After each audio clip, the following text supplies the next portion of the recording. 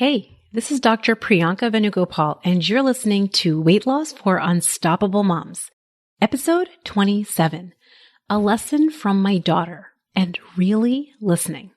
This episode is a little bit of a story time and some lessons that I have been learning from both of my kids. I'm going to be sharing with you some of the lessons I have been learning specifically from my daughter, particularly as we have been moving and starting at new schools and really all in all being in new environments that for my kids and definitely for me have been feeling really big.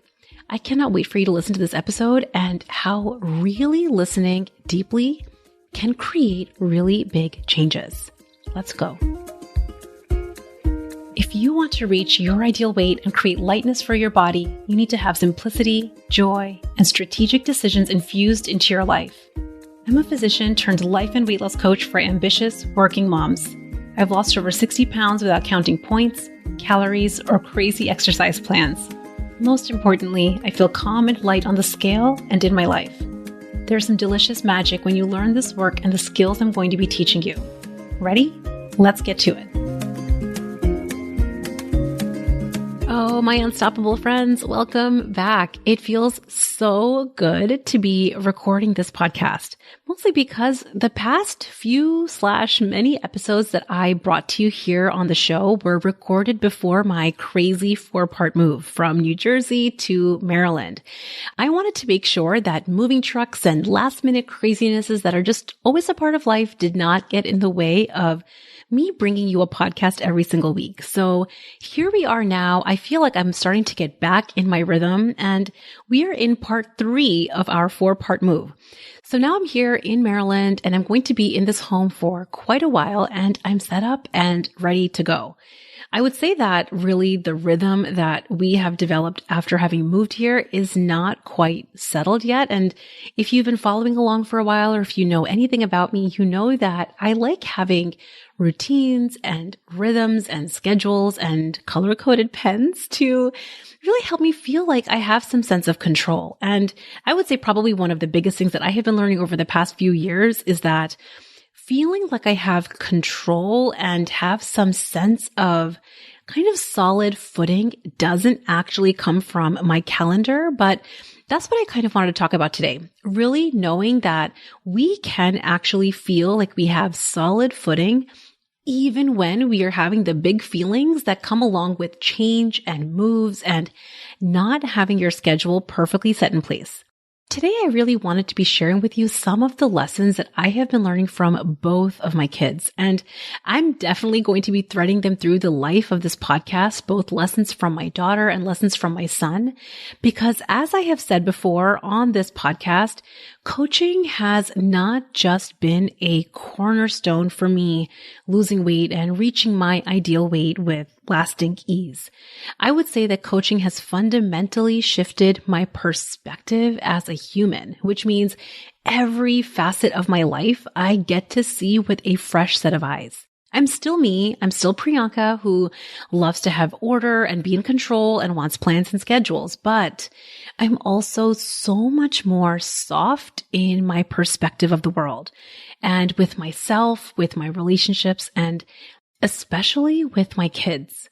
I feel like I get to see them a little bit more clearly than I had before. And I think that all of us working moms could do with a little bit more clarity around this topic. I would say that most working moms start motherhood from a paradigm of what we think it should be like, which makes a lot of sense because before we've ever become moms, we have never been moms. It makes a lot of sense, right? I want you to really think about how before you've ever been a mom, how do you actually really know what it's like? If you've never been in the role or had the responsibilities, it makes a lot of sense that we come up with theories. We maybe latch onto what we learned when we were growing up. Or maybe we read some parenting books or talked to friends who had kids or watched some movies. I would say that more than really the books and the friends and the movies, most of us, without really realizing it, are often using some parenting paradigms that we were raised in. And we sometimes do this kind of unconsciously. I want you to really think about this. Think about the times that you really hated what that grown-up in your life did, and you find yourself doing it. This is just kind of a great example of thinking about how certain parenting paradigms that we grew up with are the parenting paradigms that we parent from. I noticed for myself before I entered the world of coaching and really understanding how to tease this apart, I wanted things to be a certain way. I'm sure you feel me. I know this isn't just me because I have talked with hundreds of moms, both in my role as a physician and as a coach, that we want things to be a certain way. And we come up with this idea that if things were a certain way, then we would get to feel calm, controlled, and peaceful. And I get it because I think that this is just very old and deeply practiced patterning. Let me tell you, actually, I'm still in this. So this is not something that ever goes away. It is paradigms and practices that might be with us for very long periods of time. But here's what happens when we really allow this paradigm to drive how we show up as moms. You have your kid, who is, by the way, their own unique flavor of human, and things don't go exactly your certain way. Maybe your kid has certain proclivities or certain tendencies or certain ways of being. I mean, I kind of think it's a little funny to think about right now because my two kids, who have certain similar characteristics, are truly such unique individuals. And when I really look at my parenting, I think that I parent them in fairly the same way. Or so I think. I might have some subconscious differences that I'm not aware of, but for the most part, for an outsider looking in, I would say that I really apply the same parenting strategies to both my 7-year-old son and my 4-year-old daughter. We have the same family rules. We talk in the same way. We have the same general tendencies and styles when it comes to both of our kids. But my kids take and respond to my parenting so differently. This has been so obvious, particularly in our recent move as both of my kids have started school. I knew that there would be some normal and natural transitions for both of my kids. They would both be starting at a brand new school with new kids, new teachers, and new environments. My daughter would be starting preschool for the very first time, and my son would just be in a brand new environment. So essentially, for both of them, they would be experiencing something new. And I would say, like all humans, that they might have some natural big emotions and big feelings around having a new experience. I will be doing a whole separate episode on the lessons I have learned from my son because there have been many, many, many lessons. But for today, I wanted to share a bit about the power of our brains, what I learned from my daughter during this transition for her, and how me just learning this one thing really changed her experience and mine. Now, before I tell you the story, I wanted to just share a personal memory of mine from when I was 4 years old. I remember this really distinct memory that I would say is probably one of my earliest memories of just like my life in general, is of my mom dropping me off to school for the very first time. I still remember the name of the school was called Busy Bee. I was 4. It was my very first time going to preschool. And more than the specifics of the classroom and the kids and the people and the teachers, what really comes to my mind is the memory of a feeling that I was having. Big feelings. Like really big. If you think about what big feelings might feel like for a 4-year-old who didn't have the skills or the know-how to understand what big feelings even were. Really think about this. All of us humans are born with really big feelings, but we aren't born with the skill set of understanding them and managing them. And so it makes so much sense that we go along in society and from families and communities and schools, we learn how to quote unquote best manage big feelings. Unfortunately, just from the paradigms and the programming that we have had, we learn to squash, brush aside, or bulldoze our big feelings. This might sound like wipe those tears away. It's not a big deal. You're being too sensitive. I mean, you can just pause and raise your hand if any one of those or a flavor of those thoughts were ever shared with you when you were growing up. We say these things, we have heard these things, and at some point we internalized a messaging that those big feelings, the sadness, the frustration, or our irritations were bad. My memory of being 4 years old is distinct. I felt sad and it was mixed with unfamiliar surroundings. Now, it's normal that I felt sad, right? But I want you to think about what we do as moms when we notice our children feeling sad. We want to cure our kid of sadness. We want to put a bubble around them so they don't have to feel the big feelings. Because we know that big feelings feel big. They don't feel good all the time. And here's the thing, by us doing this, by us wanting to take away their sadness, cure their frustration, delete their irritations, we basically try to erase their big feelings. We don't do something that is infinitely more valuable. By trying to take away their sadness and cure their frustration, we don't teach them the skills of recognizing, allowing, and managing when they have those big feelings. And equally important to that, we never learn the skills and then we don't teach our children the skills of deeply listening and understanding why we have those big feelings to begin with. Now, this is completely okay. I want you to just recognize that this is normal because this is the way that we've all been parented. We've done it this old way for decades, squashing, bulldozing, or even going to the land of unicorns and fairies, trying to cure sadness because that's what we've been taught. Here's the thing. Squashing, deleting, or trying to fix the big feelings, which are normal, teaches us at a really, really young age that those parts of us are not okay. Let me say that again. Squashing, deleting, fixing, and solving the big feelings, which are normal, teaches us at a really young age that those parts of us are not okay. Squashing, deleting, fixing, and solving the big feelings teaches and trains our brains that parts of us are not okay. And then you end up having to squash, delete, and fix those parts of you always. When you really think about the habit of overeating, overdrinking, overscrolling, and overworking, like really, think about where it comes from. You have a big feeling. You don't know how to really feel the big feeling. You've been trained to think that these big feelings are a problem. And so you do what's been practiced. You squash, delete, you numb, and distract.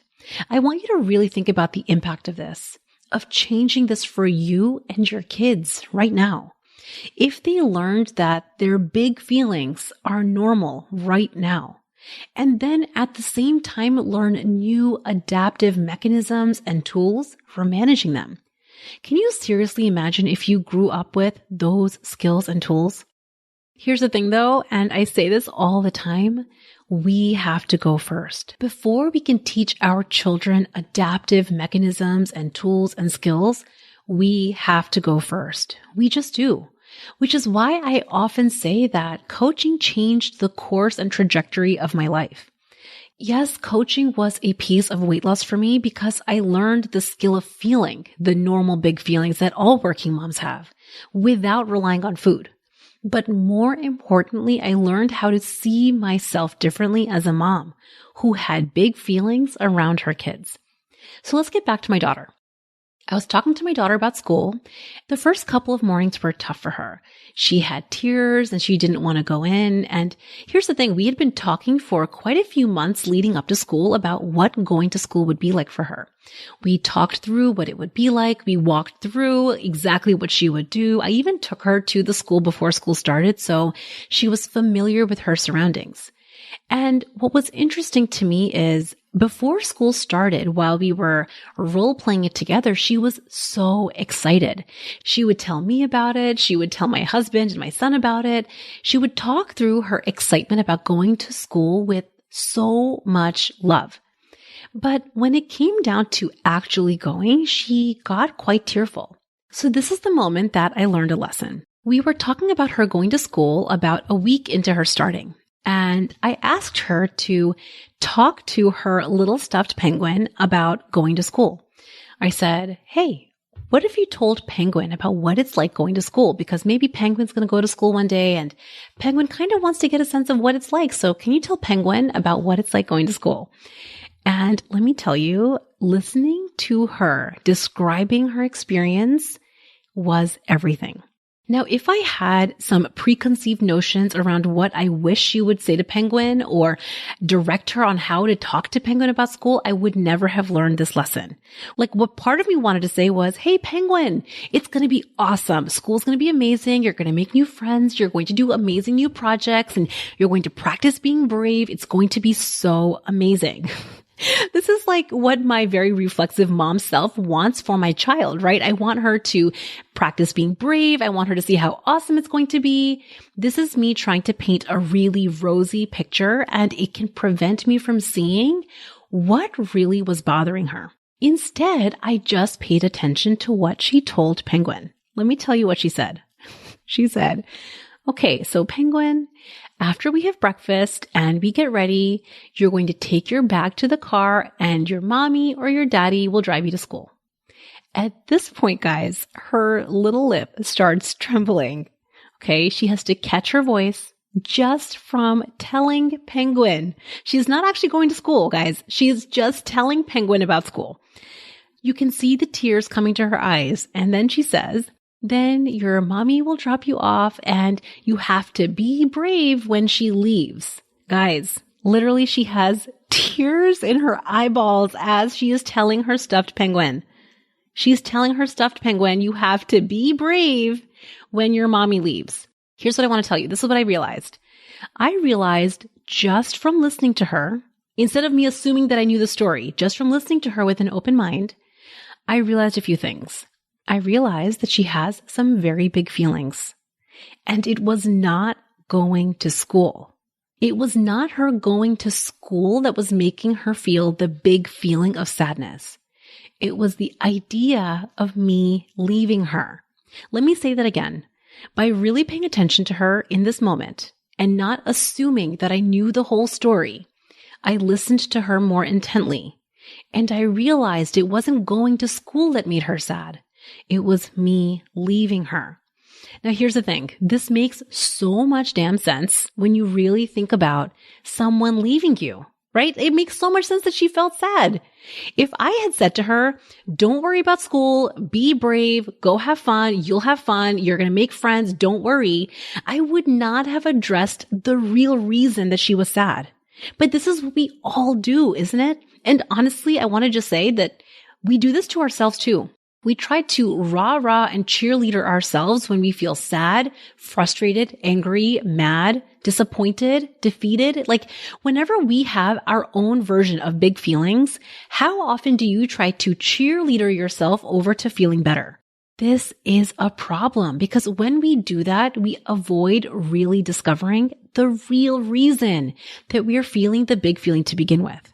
I want you to really think about how we do this sometimes to ourselves. We lump things under really broad categories when we feel annoyed, stressed, worried, pressured, disappointed, or even defeated. It's work. It's the kids. It's my husband. It's my wife. It's my time, or lack thereof. It's my weight. By continuing to lump things under these hugely broad and vague categories, it makes it so challenging and borderline impossible to really solve the root cause of our big feelings. And this is the reason what we all start doing, especially ninja working moms, is we start doing more, working harder, counting harder, calculating, planning, restricting, because we think that this way maybe we'll solve something. But it rarely does. It bulldozes. And then we wonder, why are we so fatigued? Why does this problem keep popping up again and again and again? And why is it that our willpower is so depleted that we end up in the chips and the cookies? Inside the unstoppable universe, I want to slow you down, to solve and understand the deeper problem so you discover the root cause of your big feelings. This is the real thread. And by slowing down long enough to understand what your real thread is, then you can get to ninja problem solving. Honestly, this is really the core of coaching, uncovering and diving below the surface of your surface answers to ask and answer harder questions. My clients listening to this episode might be nodding their heads as I'm saying this. I ask my clients questions that they have rarely really answered before. They might have answered, or so they thought. They've had an answer in their mind, but it was never down to the real thread. And this is not something that we do purposefully. It's just that you just didn't know how to ask and dive below your initial reflexive, very memorized answers. It's the work. It's the kids. It's my time. It's my partner. And this is why really having a trained coach to walk you through this is invaluable. I don't give you the answers. I help you learn the more valuable skill of mining your brain for the answers. So let me tell you what happened with my daughter next. Once I realized in that moment, in this conversation between me, her, and Penguin, that she wasn't actually sad about going to school, but she was rather sad about me leaving, I could more effectively help her. My strategy as her mom changed. I didn't say, which I might have before, let's practice being brave. You're going to have so much fun at school. You're going to get to go play with so-and-so. Because that would never have addressed the real problem. Instead, I got to pivot. I got to show her the real thread that was making her sad and help her reframe if she wanted to. So here's what I said to her. Oh, now I understand why you're feeling sad. You're not sad about going to school. You're sad about us leaving each other. Of course, I totally get it. I would feel sad too. You know what? Here's what's up. I actually think about our mornings as going places. You aren't leaving me. You're going to school. And I'm not leaving you. I'm going to work. And then after our day of going to our special places, we get to come back to each other. Guys, let me just tell you something in that moment. My intention in doing this with her, which was just something I came up with in the moment, wasn't intended to take away her sadness. It was actually for her to recognize it and validate it, to show her that her sadness made so much sense, and then to show her why. And if she was open to it, for her to see another truth. I wasn't rah-rah cheerleadering her or bulldozing over her sadness. I just presented her with an alternative truth that if she wanted to, she could choose to believe if she felt like it. I have been learning time and time again with both of my kids. I really only have one job with them, and honestly myself, to validate my big feelings and to recognize and understand where they're coming from. Rather than labeling ourselves or our kids as too sensitive, too much, too difficult, too different, to instead pause long enough without the judgment to actually listen. And to pause and listen requires slowing down. I know that this can be one of the biggest challenges, especially if you're a working mom who's used to going and hustling and getting results. You just want things to feel better. I get that. But I want you to think about this episode and this story as just an invitation. It's okay and safe, and in fact, more valuable for you to pause and slow down, to not lump things under big categories, and to recognize that the big feelings that you have and your kids have are normal. And then to get to the harder work of untraining ourselves from sugarcoating, rushing, and distracting from those parts of us. Because it's only then that we can get to the more delicious work of teasing those threads apart and creating more meaningful solves at the root. Can you imagine the impact of that and how valuable that is? This is not just for us moms, but for our children, to show them, wait a second, I can be patient and curious about my big feelings, about my sadness. I don't have to villainize that part of me. I don't have to stuff it down and just practice being brave. I can recognize that it's okay for me to feel sad, and at the same time to know that something else is available for me too. Here's what is so amazing with my daughter that we've been practicing now since we discovered this together. We discovered together, and more importantly, she discovered that there was a distinction. She wasn't sad about going to school. She was sad about me leaving. And now she can recognize that and regulate that, even as a 4-year-old. And the thing that I find the sweetest is this whole past week, every morning as we're popping into the car, she says, we're never leaving each other. We're just going to our special places. It's been such a gift for me to see this with her, and it's working for this week, and something might change for the next. But here's what I want to just leave you all with. If I can do this work And if I can teach her to do this work of teasing apart these threads, guys, our kids are set forever. It means that my daughter can learn that she can feel sad and mad and frustrated and annoyed and worried and angry. And she won't blame her surroundings. She won't blame school. She won't blame her friends. She won't blame her work. She won't try to solve her big feelings by working harder, by burning out, by people pleasing, or by numbing out. Or if she does, at least she'll start catching it. And I'll be there to help her because I would have done the work too. I hope that you enjoyed today's episode and me sharing this lesson that I learned from my daughter. If you take any parts of this podcast or lessons like this and you start applying it in your life, I would love to know. Come and share it with me on the podcast by leaving a rating or review and tell me how this work is impacting you and your life. I cannot wait to see you next week. Bye. I love sharing this work with the universe of unstoppable working moms. My intention is that you start experiencing a lighter life while reaching your ideal weight. Really, it is the only way, and I teach this in the simplest, most lasting way inside the Unstoppable group. If you want to get a flavor of what it's like to work with me and what the Unstoppable group might be like, then make sure that you get my free training. The Power Start Weight Loss Guide is available to you right now. You can head on over to theunstoppablemombrain.com/power. The moment that you sign up to get this free training, you'll get immediate access to a video series that will also be accompanied by an email training that teaches seriously some of my most favorite and powerful tools. You'll also learn exactly when the next time my group is opening for enrollment. I cannot wait to see you in your email inbox. Bye. Thanks for listening to Weight Loss for Unstoppable Moms. It's been an honor spending this time with you and your brilliant brain. If you want more information or resources from the show, visit theunstoppablemombrain.com.